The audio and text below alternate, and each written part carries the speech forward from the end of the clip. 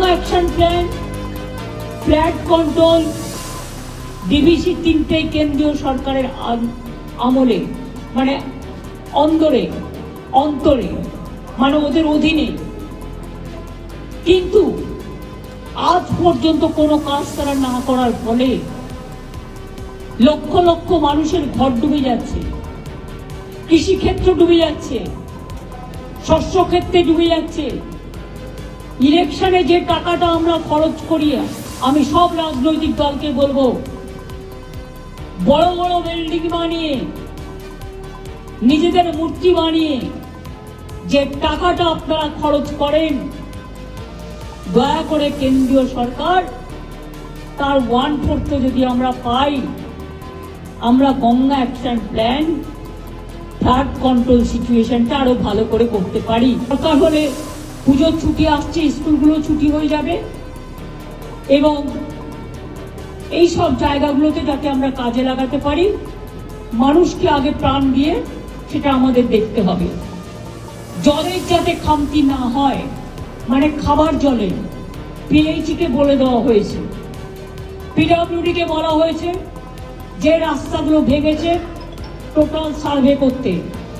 পঞ্চায়েত ডিপার্টমেন্টকে বলা হয়েছে ডিসেম্বর মাসে যে 11 লক্ষ মাটির বাড়ির টাকা রাজ্য সরকার ছাড়বে পাকা বাড়ি করবার জন্য, অর্ধেক টাকা প্রথম কিস্তিতে আর অর্ধেক টাকা দ্বিতীয় কিস্তিতে দেওয়া হয়। অর্ধেক কিস্তির টাকা আমরা ডিসেম্বরে ছাড়ব।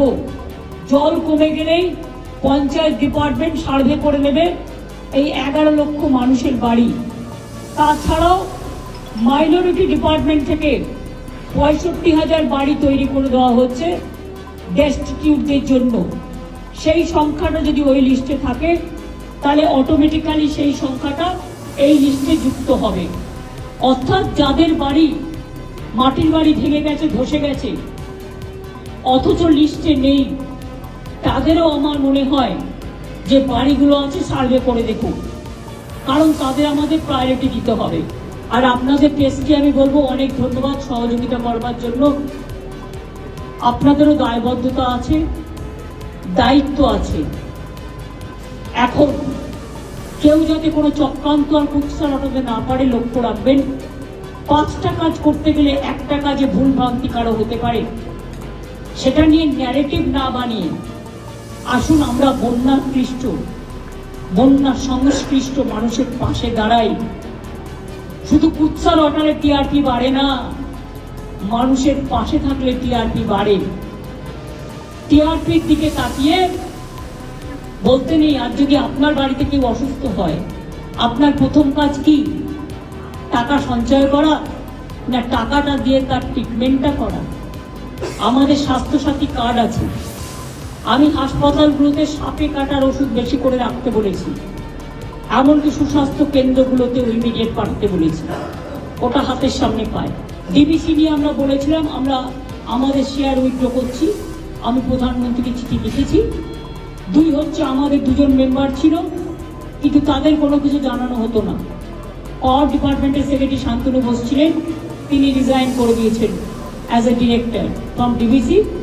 আর 2 হচ্ছে একজন ইঞ্জিনিয়ার ছিলেন আমাদের ইরিগেশন ডিপার্টমেন্ট থেকে, তিনিও রিজাইন করে দিয়েছেন।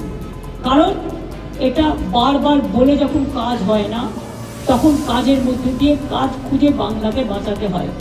বাংলার এই বঞ্চনা আমরা মানব না, এর মানব না, এর উত্তর মানুষ দেবে।